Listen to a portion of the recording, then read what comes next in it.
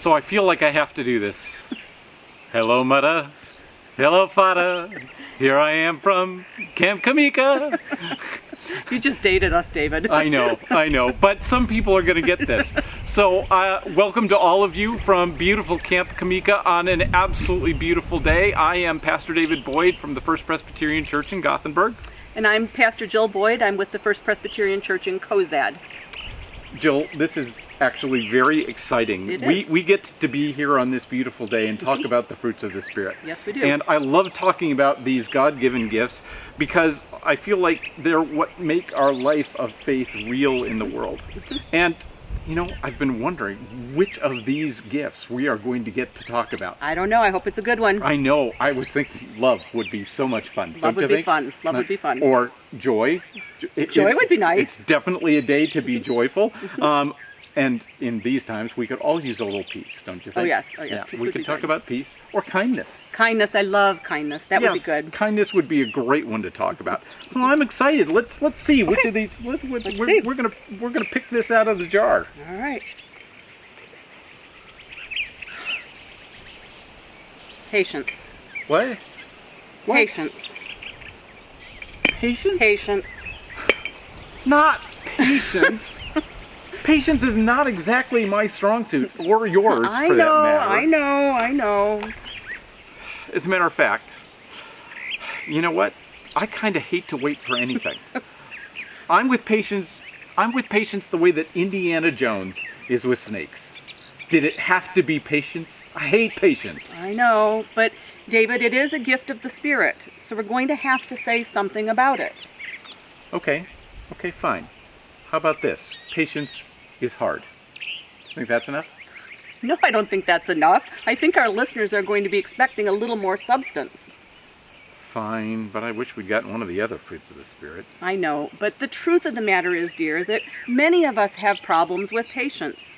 We live in a world where everything is designed to move fast and where we expect that every need is going to be fulfilled in very short order. That is very right. When I first began to look at patience as a fruit of the Spirit, I did a Google search, and I received 21 million results. 21 million in a half a second. And think about it. When we're hungry, we're used to just going to the pantry or to the refrigerator and grabbing something good to eat that's ready to be consumed that very instant. Exactly. And if we want to have it warmed up, we only have to pop it into the microwave for a few seconds for that to do its magic. And to a large degree, we have been conditioned by our culture to not be patient people. Now, just to think about the same activities we talked about during the time when Paul was writing about patience in his letter to the Galatians. Paul was living at a time when preparing food took a long time. Just having bread meant having to grind the grain, make the dough, let it rise, and then bake it. That wouldn't have taken seconds. That would have taken hours. Can you imagine what it took to make a sandwich? Unbelievable. And by the way, they didn't have Google, so if you wanted to gather information in Paul's time, it was going to have to be done by long observation and experience and listening to others who had experience and wisdom of their own. And again, none of that was going to happen quickly. But perhaps, that's why patience is such an important fruit of the Spirit. I agree.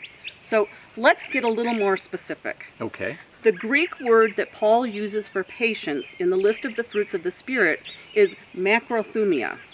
Macrothumia is a compound word from the combination of macros, which means long, and thumos, which means passion or temper. Easy for you to say. It also sometimes is translated as forbearance.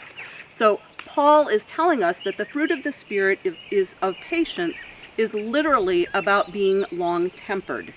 It has the feel of being capable of enduring something, and perhaps something difficult or unfair, without losing our cool.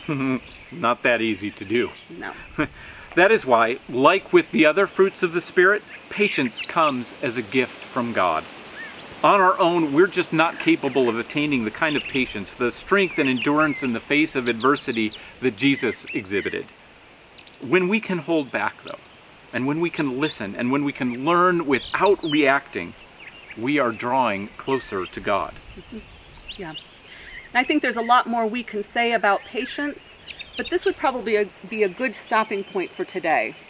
And we can start by talking tomorrow at our next session about some of our preconceived notions about what patience really is. Me? Preconceived notions about what patience is all about? Never. We'll see. All right. We'll see. All right. Thanks for being Sounds with us, great. everybody. Have a good Blessings day. on this day.